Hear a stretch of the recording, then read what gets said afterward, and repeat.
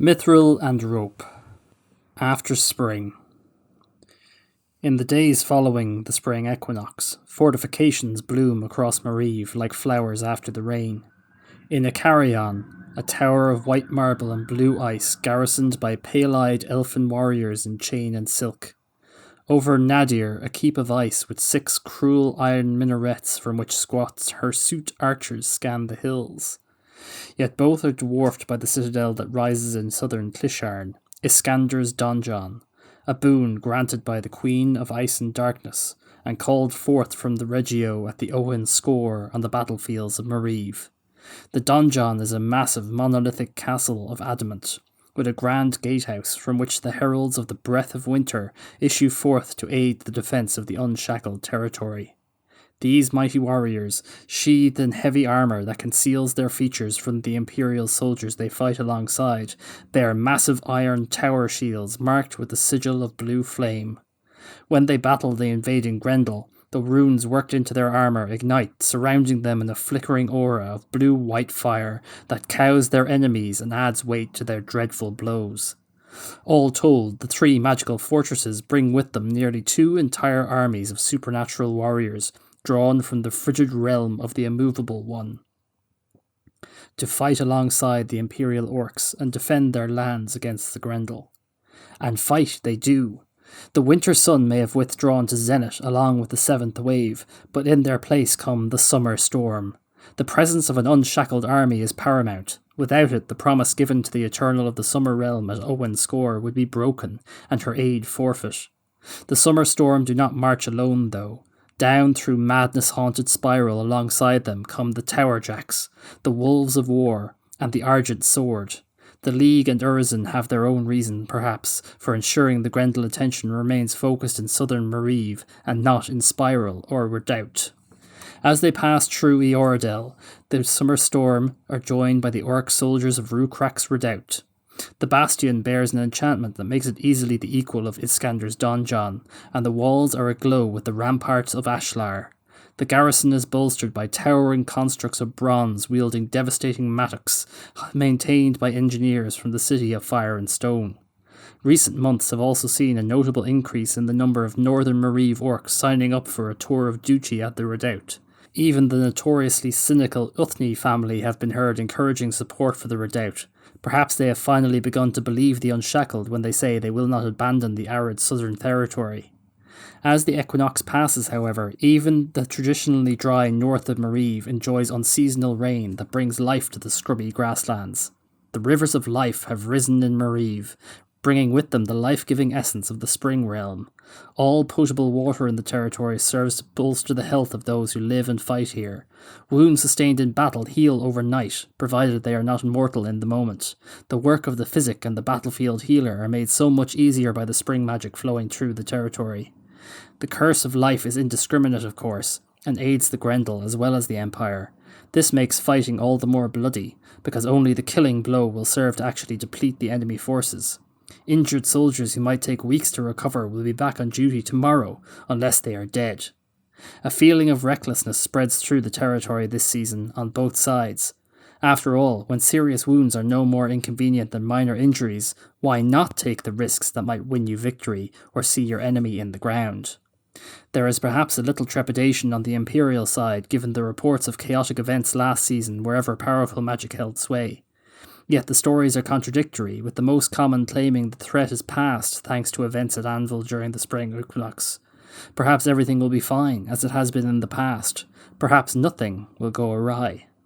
The Grendel are unaware of such chaos, of course, or at least mostly so. They certainly show no signs of trepidation in their attempt to reclaim Marive. Even as the citadels bloom and the armies move, the Broken Shore continues to probe the defences of Clisharn. Their navies are in position off the coast of Fleshar, but they cannot intercede directly. For the moment, the yellow-sailed Golden Winds and the crimson-sailed Shamal must content themselves with supporting their inland expansion. There is notably no sign of the green-sailed Tempest or the cerulean-sailed Simum. The other half of the Grendel Armada has not yet returned, it seems, from the wild goose chase they embarked on to try and destroy the Redwind Corsairs.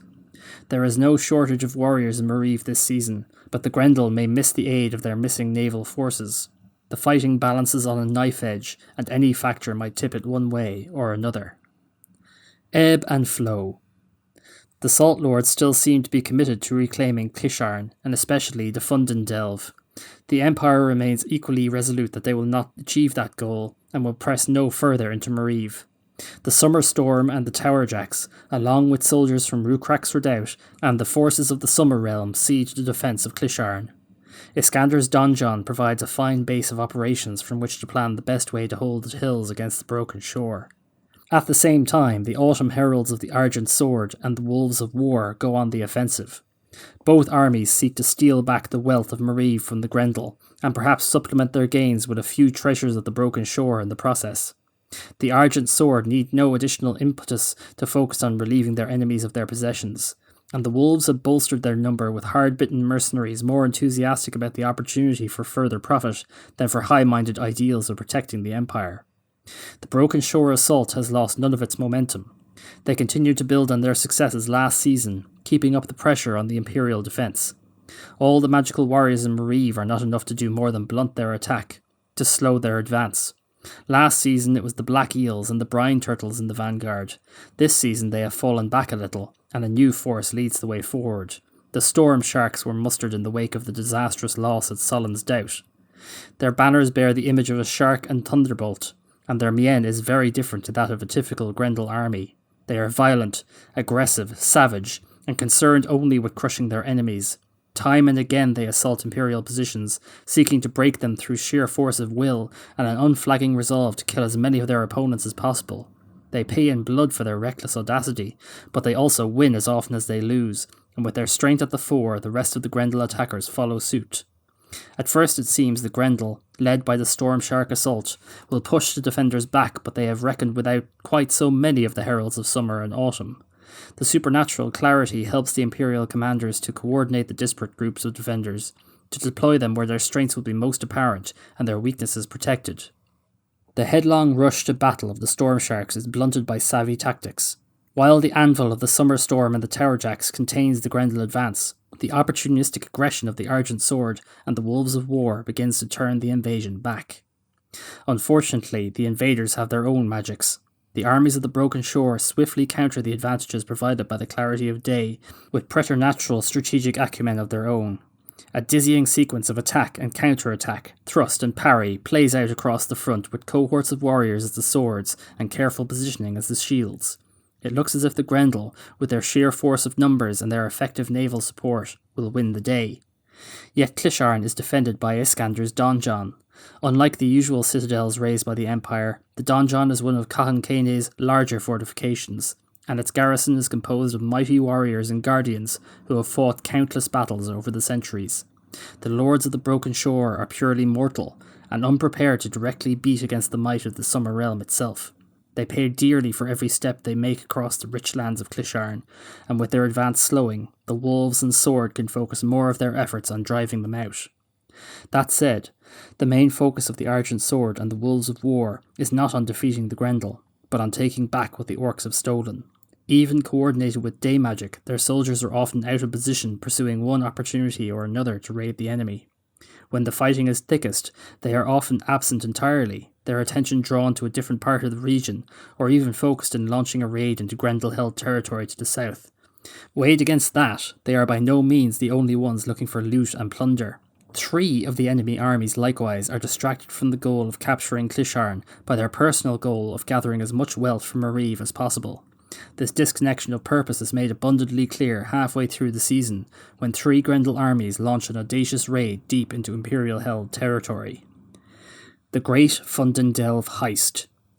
As invaders and defenders clash across central Clisharn, the Black Eels and the Bone Nautilus make their move. While perhaps half the warriors of the two septs aid their fellows in the fight against the Empire, their leaders take advantage of the distraction to put into operation plans of their own, and it would perhaps be news to the Salt Lords that this vital struggle is seen as a distraction by 2 of their septs. A sizable cohort made up of the canniest warriors from the 2 armies skirts the eastern mountains along the edge of Skora, avoiding the main engagement, moving as quickly and as stealthily as some 4,000 warriors can manage. The Black Eels and the Bone Nautilus are composed of warriors from the inland septs, so they are no strangers to the wild and rugged terrain of the broken shore. Nor are they alone. Alongside them come 3,000 Hamsin, an army with a very different tenor to the rough warriors of the Eels and Nautilus. This is a Grendel army, one that bucks the traditions of that powerful sept by choosing to fight on land rather than at sea. Youthful, ambitious, and audacious, they have used their influence to recruit talented raiders, orcs and humans experienced at stealing the treasures of the Empire, and scouts familiar with southern Mariv. Together, they plan to raid the Fundin Delve. Nearly 7,000 troops cannot hope to avoid detection for long, but their care buys them precious hours before the Empire become aware of them. As soon as they realise the jig is up, they drop all pretense of stealth and move arrow swift towards their target. There have been raids across Clisharn by both sides throughout the war, but this is a concerted attack planned with precision. The attackers breach the defences of the Mithril mine before anyone realises what is happening, overwhelming the protectors with sheer force of numbers. The defenders of Mariv are stretched too thin, and even with the aid of summer heralds from Iskander's donjon, the miners can't hope to hold against the tide of raiders. After a short bloody battle, the mine falls. Yet there is no attempt made to hold the Fundin Delve. The raiders know that the only way that can happen is if the Imperial defenders are driven out of Clisharn. This attack is not about land, but about money. The sands of the hourglass are in freefall. The Empire is already on the move, sending troops to reinforce the mine and rout the attackers. The summer storm pulls back, trusting the garrison of Rukrak's Redoubt and the heralds of Iskander's donjon to fill their place in the defence of Clisharn, and march east as fast as they can. When they arrive, though, they find the raiders are already left. They have cleaned out the Fundin Delve, stolen every vein of Mithril they could get their hands on, and raided the vaults of precious jewels and more mundane minerals that accumulate in any Mithril mine. The orcs are already exhausted from weeks of fighting and a forced march, but nonetheless, once they are assured the mines are safe, they pursue. It's clear, though, that the raiders have too much of a head start, one that widens by the hour. Once they reach the safety of Fleshar, once they are back in Grendel-held territory, they will be beyond the reach of the Unshackled. Unfortunately, the raiders have made a costly mistake. They have not factored the Argent Sword and the Wolves of War into their calculations.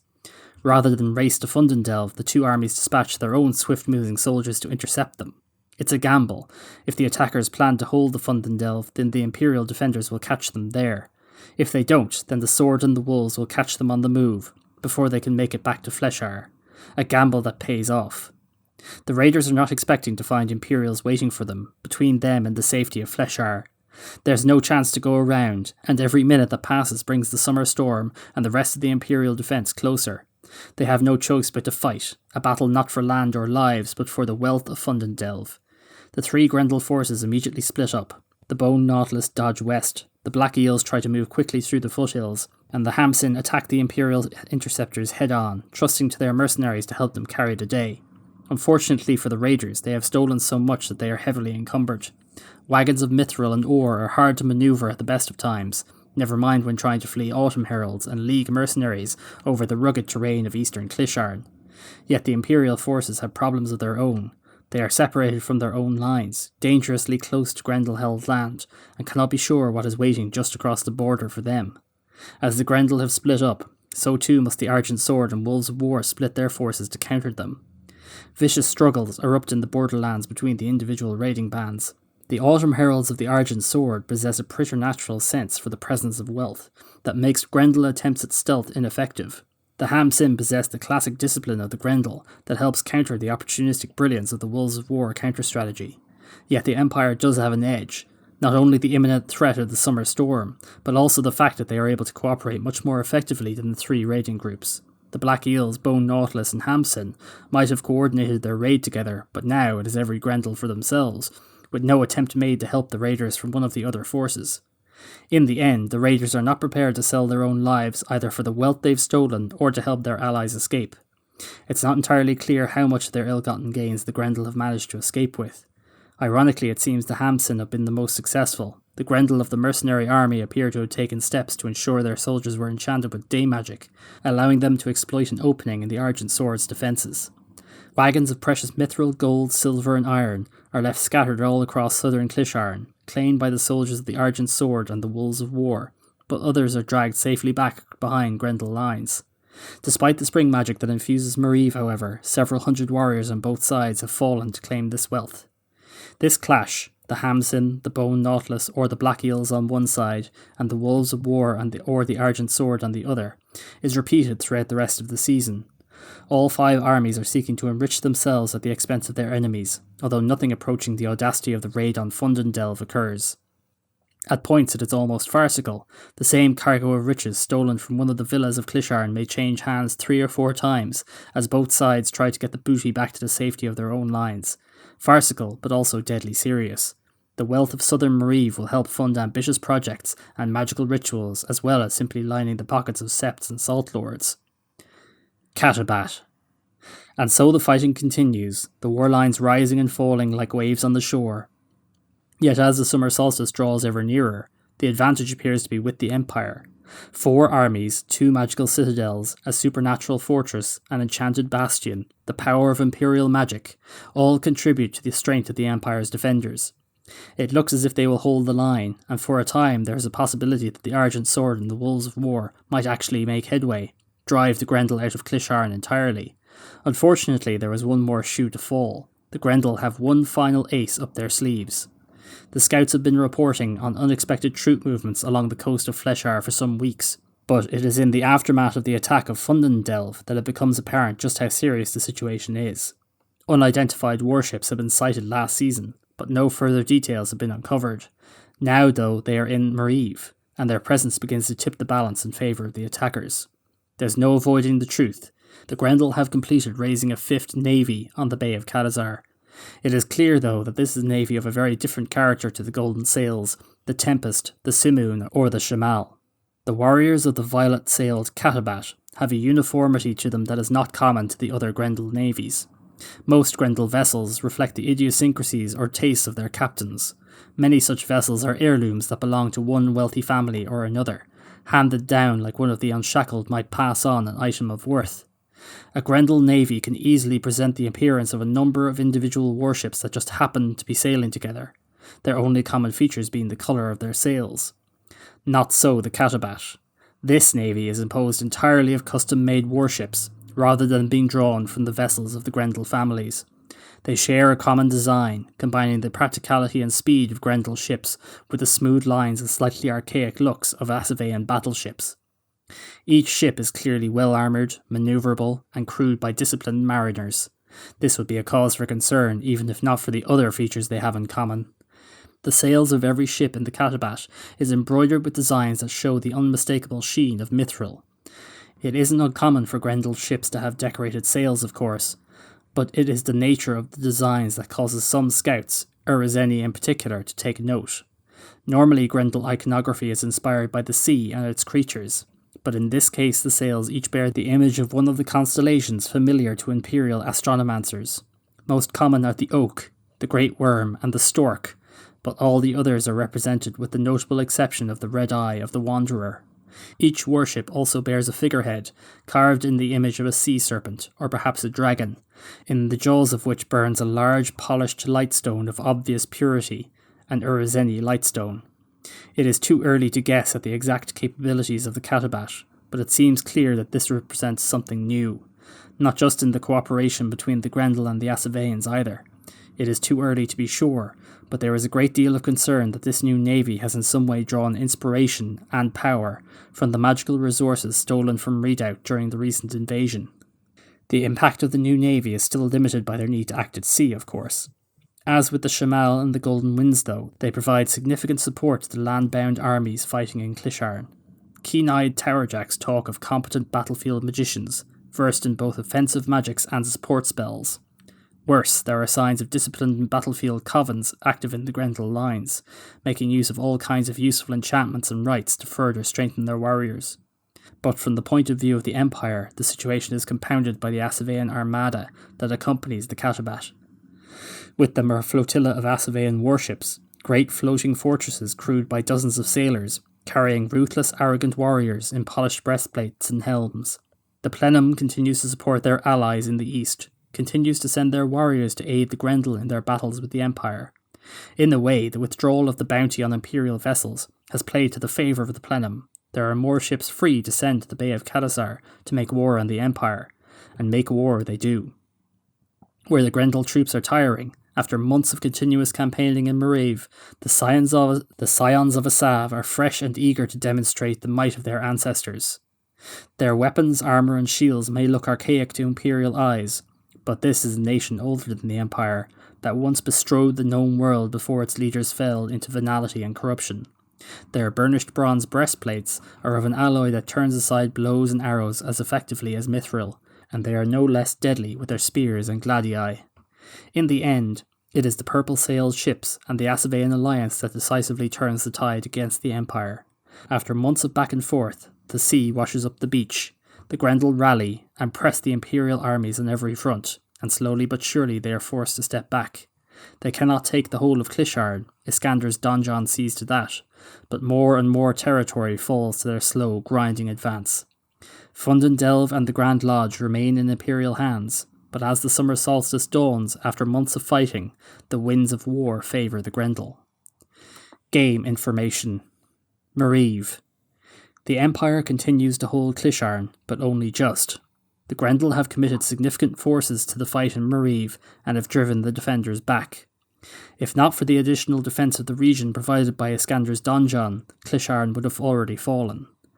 A large number of factors influenced the outcome of the campaign, but the addition of an Imperial navy and the Asavean warships supporting it ultimately led to Grendel victory. The city-state of Biori remains neutral in the fighting between the Grendel and the Empire. The Palace of Chains, the fortification in Biori city, has aided neither side. The Rivers of Life significantly reduced casualties during the fighting, but both sides suffered significant losses. In part, in the narrative, this is because the powerful healing meant that the only way to be sure an enemy soldier would not be back on the lines again tomorrow was to inflict lasting injury or death on them. The Empire has lost over 1,000 soldiers, and it is estimated the Grendel may have suffered as many as twice this number of casualties. As noted in the Things Go Awry Wind of Fortune from last event, there are unexpected side effects from Rivers of Life in the territory. While they did not directly impact the fighting in the territory this season, their effect is presented in the Winds of Stars Wind of Fortune. Fundendelv. The Fundendelv has been raided, and all 24 wains of Mithril it would have produced this season have been stolen. The seat holder, Landon Howcombe of the Marches, will receive their normal bounty of Mithril this season, but there will be nothing for the autumn equinox. The Fundendelv, as with all Mithril seats, is due to be reappointed in autumn, but the person taking the seat will receive no Mithril. If nothing is done, then the price the seat fetches at auction is bound to reflect this. The Mithril has not disappeared, however. A significant portion of it has been recovered by the Argent Sword and the Wolves of War. How much of it was actually stolen back is known only to the generals of those armies. Traditionally, whatever an Imperial plundering army takes from their enemies belongs to the general of the army, but it might be advisable for the generals and the next boar seat holder to discuss the legal implications. Participation, Summer Storm. This season there have been a significant number of heralds in Mareve, drawn from the Summer Realm, especially from the domain of Kahankane. In addition to the garrisons of the frozen citadels in Icarion and Nadir, Iskander's donjon represents a major fortification called from the endless gassier of the Queen of Ice and Darkness. The garrison of the latter are powerful heralds and guardians sworn to the immovable one, and their presence fighting alongside Imperial troops cannot help but have an unexpected effects. If your military unit supported the Summer Storm on campaign this season, you may choose to have had an encounter with one of the powerful heralds of the Glacial Throne. If you choose to do so, then for the duration of the summer solstice, you experience a role-playing effect. You find it hard to back down, even if you might be in the wrong. Your natural stubbornness is greatly enhanced, and if challenged, it feels satisfying to dig your heels in and refuse to change your position. It is easy to see anyone attempting to convince or force you to modify your beliefs as a rival at best and an enemy at worst, and it is hard not to respond to such perceptions with force. While you experience the role-playing effect, if you are an orc or a changeling, you gain 1 additional rank of endurance for the summer solstice. If you are not an orc or changeling, you instead gain 1 temporary hit that is the first one lost when you are injured and cannot be restored with any kind of healing. Participation, Mareve. While the heralds of Kahankane are most active in fighting the Grendel, they protect every part of Mareve. Any Imperial Orc character whose personal resource is in Mariv may choose to have had a significant encounter with one of the servants of the Lady of Frost. If you choose to do so, you experience the role-playing effect described above, and gain one temporary hit that is the first one lost when you are injured and cannot be restored with any kind of healing.